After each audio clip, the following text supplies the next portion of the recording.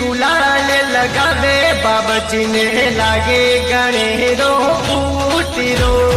रंग गुलाल लगावे बाबजी ने लागे गणेरो फूटीरो। लूड़ लूड़ नाचे बाबी साथे नाचे देवरियो फूटीरो।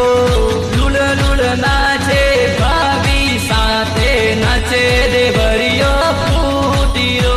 आज काल गुलाबी रंग लगावे लागे गणेरो फूटीरो। गाल गुलाबी रंग लगावे लगे देवरियो फूटीरो। डीजे राधा मीरा बाजे आयो फागणियो जोरीरो। अरे संगी राधा मीरा बाजे आयो फग